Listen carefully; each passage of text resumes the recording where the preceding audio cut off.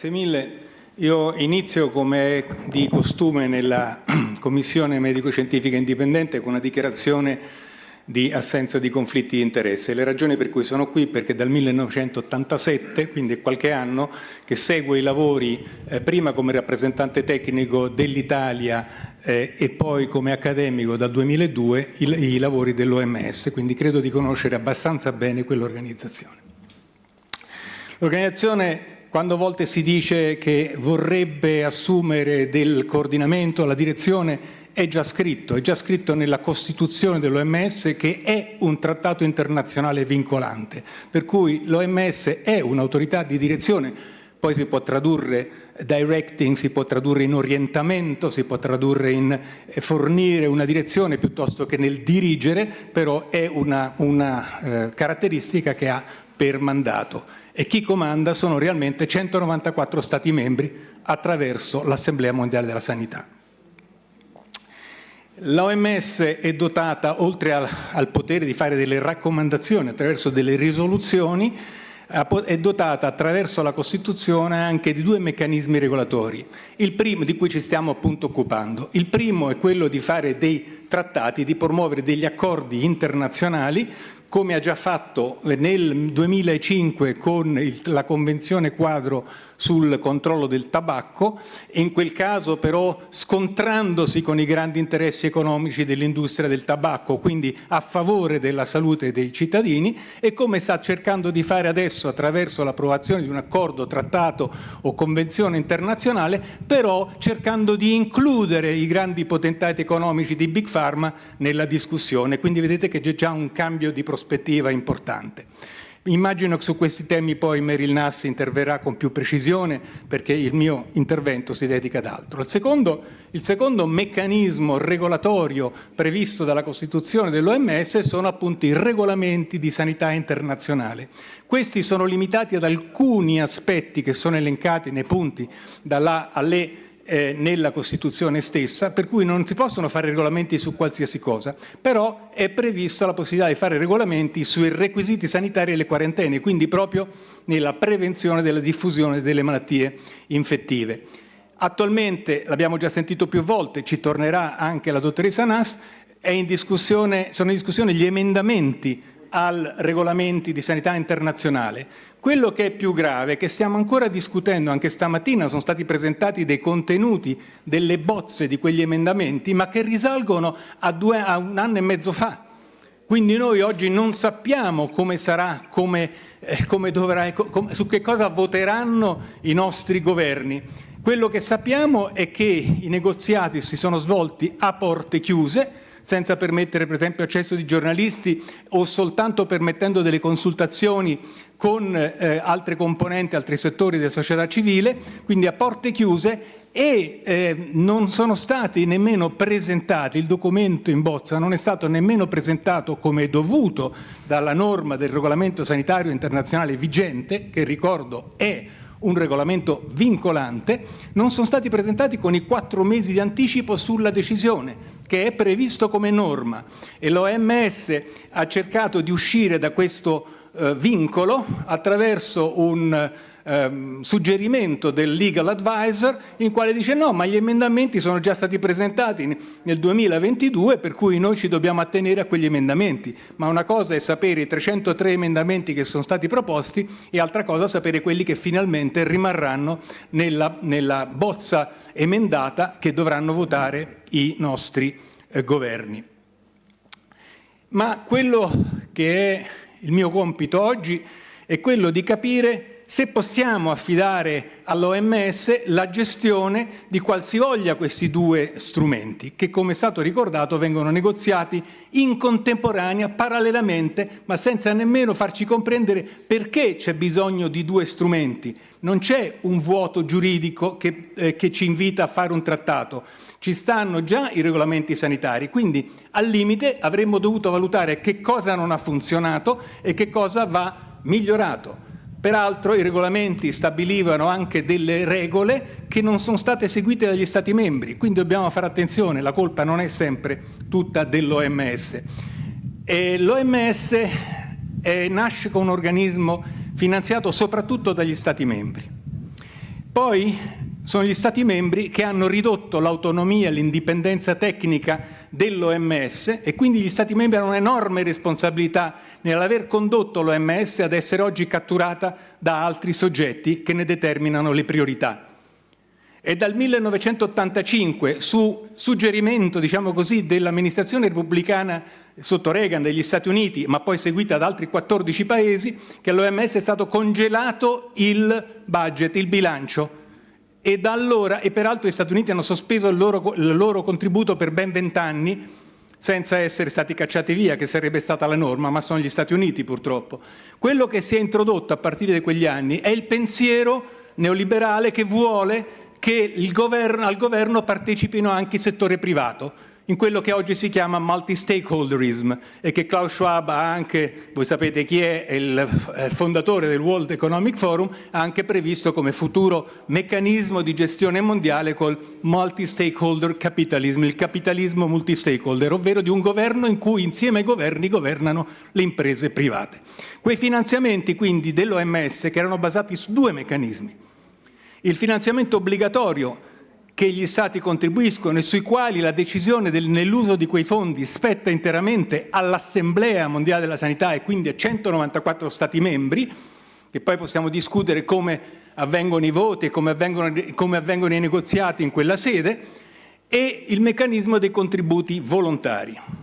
All'inizio, vedete, qui avete le statistiche soltanto a partire dagli anni 90, ma dovremmo andare prima, vedete che più o meno era un 50-50, più o meno, no? Poi però progressivamente, appunto, con il congelamento del bilancio regolare, ovvero dei contributi obbligatori dell'OMS, sono aumentati progressivamente la proporzione di contributi volontari. E qual è la caratteristica dei contributi volontari? Che il donatore, sia esso privato o pubblico, perché in maggioranza si tratta di donatori pubblici, decide le priorità. In inglese si dice che sono marcati all'orecchio, earmarked funding. E questo significa che il donatore può negoziare parallelamente alla decisione dell'Assemblea Mondiale della Sanità, in privato con il direttore generale della sanità, dell'Organizzazione Mondiale, negoziare quali sono le priorità che vuole finanziare, dei progetti finalizzati, specificati, definiti dal donatore, sia esso pubblico che privato. Quindi un'organizzazione che si trova ad essere finanziata oggi all'84% da contributi volontari, le cui priorità sono l'uso ne è determinato dal donatore, voi capite che è un'organizzazione catturata. Allora, spesso si dice che il più grande finanziatore è Gates, che i privati ormai controllano interamente finanziariamente l'OMS.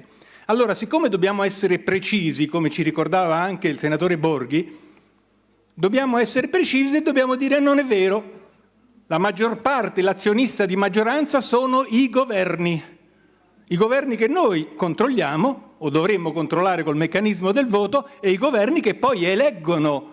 Non è vero che non sono eletti il funzionario principale delle Nazioni Unite, è eletto dai governi che però noi mandiamo ad eleggere. Dopodiché, se ci sono dei problemi interni sobre come i governi intervengono sui loro ministri della sanità, questo è un altro paio di maniche. Comunque, come vedete, quello che è più importante è quella fascia in cui sono compresi finanziamenti in una fascia rossa, con un bordo rosso, sono i cosiddetti finanziamenti contributi volontari. Quindi sono quelli le cui priorità sono determinate dal donatore. Ora, anche in questa situazione, la maggior parte, quella grossa fetta, diciamo gialla, ocra, sono finanziamenti dei governi. Questo è il totale del bilancio dell'OMS, contributi volontari e contributi obbligatori che sono al di fuori del bordo rosso. Quei contributi obbligatori più alcuni altri fondi, non sto a specificare, che sono finanziati a forfait come costi amministrativi. Quei contributi che sono al di fuori del margine rosso sono gli unici contributi sui quali decide realmente l'Assemblea Mondiale della Sanità. Tutti gli altri sono determinati da progetti pubblici o privati. Pubblici in quella grossa fascia verde e la prima triangolino grigio. Poi, come vedete, c'è un grosso finanziatore, BMGF sta per Bill and Melinda Gates Foundation, e altre filantropie, chiamiamole così, o filantrocapitalisti se preferiamo, io preferisco questo termine, che sono quell'altra piccola fascia celestino chiaro. Quindi nell'insieme abbiamo circa un 11% di filantropie che finanziano l'OMS. Poi alcuni mi dicono no, ma c'è il settore privato dell'impresa che finanzia, bene, quello non arriva nemmeno all'1%. Se poi vogliamo aggiungere tra i soggetti diciamo non pubblici anche i cosiddetti partenariati pubblico-privato o multi-stakeholder organization, tipo per esempio il Gavi o il Fondo Globale per la lotta all'AIDS, la tubercolosi e la malaria, voi vedete che in totale tra Gavi e questi altri partenariati non si arriva che al 9%. Insomma, se li vogliamo considerare come privati, anche perché legalmente sono delle fondazioni di diritto svizzero. E noi diamo i soldi a delle fondazioni di diritto svizzero, però se il cittadino porta i soldi in Svizzera ha qualche problema. Allora, preso tutto insieme, questo settore privato e pubblico-privato non arriva o appena arriva al 20% del finanziamento. Gli altri sono tutti fondi pubblici, sia dei paesi, sia delle altre organizzazioni intergovernative che commissionano all'OMS dei progetti specifici e quindi attraverso dei contributi volontari fanno sì che l'OMS segua quei progetti. Quindi l'OMS è gestita fondamentalmente dai Paesi membri e sono i Paesi membri che dovrebbero prendere tutte le decisioni. Si è anche sentito, allora per vedere, poi mi dicono che Gavi è tutta gestita e finanziata da Bill Gates, anche questo non è vero, è certamente un finanziatore importante, ma i principali finanziatori del Gavi sono ancora i governi. E vi dirò di più, personalmente ero a occuparmi di queste cose quando è nato Gavi e consigliai al nostro governo di non entrare in Gavi, infatti non c'entrò finché c'ero io, ma poi è entrato. E poi ha appoggiato anche il Fondo Globale per la lotta all'AIDS, in cui ha deciso di uscire con i fondi dall'OMS e quindi ridurre la indipendenza tecnica dell'OMS per attribuire più poteri a dei partenariati pubblico-privati. Questo segue l'iter neoliberale di tutto il mondo, sta funzionando così. I grandi poteri economici dirigono e governano e vorrebbero governare ancora di più. Quindi altra cosa, Gavi non è diretta da Bill Gates, che pure l'ha iniziata, ma con l'appoggio della signora Brundtland, che allora era il direttore generale dell'OMS. Ma poi sentiamo l'altra storia, il maggiore finanziatore dell'OMS è Bill Gates. Beh, è il numero 2, questo è l'ultimo bilancio disponibile, elaborazione personale sui dati dati dalla stessa OMS. Vedete in blu è la fascia di contributi volontari, per esempio vedete che gli Stati Uniti fondamentalmente il grosso finanziamento non lo fanno attraverso i contributi obbligatori, ma attraverso i contributi volontari. Naturalmente una fondazione privata come la Gates non ha dei contributi obbligatori e quindi sono tutti quanti volontari. Il secondo finanziatore sarebbe la Germania, e poi vediamo lì appunto Gavi anche in sequenza, vedete che anche la Commissione Europea sono i più grandi finanziatori attualmente.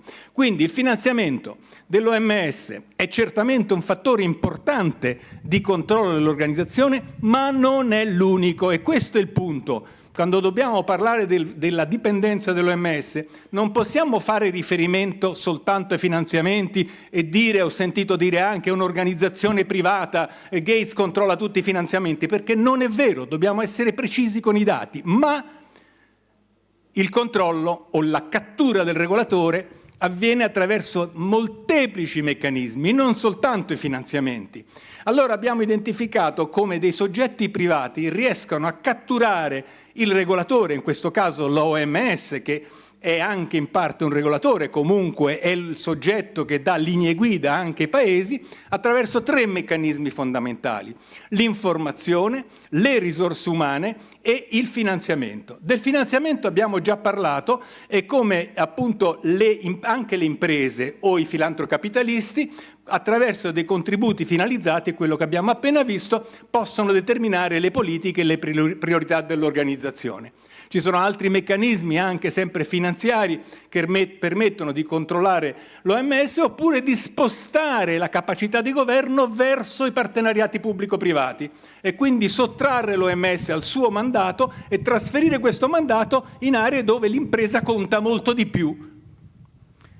Ma i meccanismi che ci interessano e che non abbiamo menzionato e che devono essere presi nel loro complesso sono per esempio il controllo dell'informazione, che è un tema che ci preoccupa in discussione dei regolamenti e del trattato internazionale, perché si vuole aumentare il controllo sull'informazione pubblica, poter dire ancora alla Commissione indipendente non vi intromettete perché la verità la decido io. E come lo fanno? Per esempio come è stato fatto durante la pandemia. L'OMS ha firmato degli accordi con YouTube, LinkedIn e altre grandi piattaforme, degli accordi firmati in cui ha permesso quell'esperienza che tutti abbiamo vissuto, almeno quelli che dicevano la parola vaccino, attenzione, per informazioni ufficiali rivolgersi alla OMS con il link, oppure venivano direttamente oscurati degli account degli utenti che usavano impropriamente delle informazioni che erano misinformation o misleading, eccetera, cioè delle informazioni non allineate al mainstream, attraverso degli accordi veri e propri. Poi naturalmente ci sono i meccanismi di lobbying, per cui non c'è bisogno di agire direttamente sull'OMS. Per fermare o cercare di fermare il trattato sul tabacco, le lobby potenti dell'industria del tabacco andavano a fare lobby direttamente sul governo degli Stati Uniti, che ha fatto di tutto per bloccare quell'accordo. Ma allora l'OMS era molto legata ancora ai movimenti della società civile che facevano una lobby opposta e sono riusciti a far passare comunque quell'accordo. Oggi questo è molto più difficile, anche perché, come vi dicevo, allora il trattato o la convenzione cercava di opporsi a degli interessi economici, questa volta invece cerca di includerli nella governance, nel meccanismo di governo. E quindi questo è, se vi dicono c'è già l'esempio dell'accordo sul tabacco, attenti perché siamo in una situazione molto differente. Quindi il lobbying muove a diversi livelli. E poi ci sta quel cosiddetto meccanismo delle porte girevoli che fa sì che dei personaggi che sono passati prima dalla Banca Mondiale, poi magari da Goldman Sachs, poi arrivano in qualche posizione rilevante all'interno del sistema delle Nazioni Unite o dell'OMS, poi magari ripassano dal KPMG o alla Boston Consulting per poi tornare ancora una volta all'interno dell'organizzazione pubblica. E questo evidentemente porta con sé tutti i conflitti di interesse che noi invece dovremmo fermare. A proposito dei partenariati pubblico-privato, ho messo lì degli esempi che vedete, tra cui anche il World Economic Forum, perché è uno di essi, hanno meccanismi diversi, alcuni appunto hanno anche una struttura organizzativa più o meno forte, però sono tutte organizzazioni che, seppure all'esterno dell'OMS, in parte come Gavi o come il Fondo Globale, la finanziano, però hanno acquisito un potere molto maggiore rispetto a quello dell'OMS in termini di governance della salute globale. E qui vi faccio semplicemente l'esempio di come anche in questo caso sono stati fatti degli accordi, sono stati firmati degli accordi, per esempio tra il World Economic Forum proprio in piena pandemia, per fare che cosa? Qual è l'obiettivo dell'Economic Forum? È di permettere l'ingresso delle imprese e i gruppi industriali nei negoziati, quindi ha proprio quella finalità, è il multi-stakeholder capitalism. Oppure la nuova fondazione OMS, non vi fate trarre in inganno, non è un organismo della OMS, è un'organizzazione di privati che, siccome l'OMS deve essere finanziata di più, allora cercano di indurre dei meccanismi dall'esterno con dei finanziamenti aggiuntivi. Non è ancora una grande fondazione in termini di finanziamenti, ma certamente già il British Medical Journal ha segnalato quali possono essere i rischi di un'indebita influenza sulla aziendale e di come appunto questi organismi esterni più o meno filantropicapitalisti cercano di indurre scelte nell'OMS. Quindi la conclusione è che oggi l'OMS non ha la credibilità necessaria per essere invitata a gestire quello che possono essere i meccanismi che produrrà un trattato pandemico o il regolamento di sanità internazionale. Regolamenti che appunto sono stati negoziati a porte chiuse e che invece, siccome riguardano la salute di tutti noi, sarebbe molto opportuno che fossero dibattuti ampiamente, quantomeno nelle nostre istituzioni democratiche. Io personalmente credo che l'OMS non debba essere buttata via, debba essere ricostruita, abbiamo bisogno di fori internazionali dove si possa discutere, se no entriamo di nuovo nella legge della giungla che di fatto si cercò di superare dopo la Seconda Guerra guerra mondiale. Che poi non ci si sia riuscito perché comunque ci sono dei poteri imperiali che insistono sulla governance globale, ma dobbiamo vedere effettivamente chi è che governa davvero il mondo, e sono naturalmente le grandi imprese transnazionali che oggi contano più dei governi e alcuni governi. Oggi in un mondo multipolare abbiamo bisogno di arene diplomatiche, di fori aperti. Certamente però non possiamo affidare ad un'organizzazione controllata, catturata, la gestione dei meccanismi che stiamo presentando qui. E questo quindi è il nostro messaggio: fermiamo il trattato pandemico, fermiamo gli emendamenti ai regolamenti sanitari internazionali e cerchiamo di aprire un grande dibattito su come dovrebbero essere le istituzioni internazionali che veramente rispondano all'incipit della Carta delle Nazioni Unite che diceva "We the people", noi i popoli del mondo. Grazie.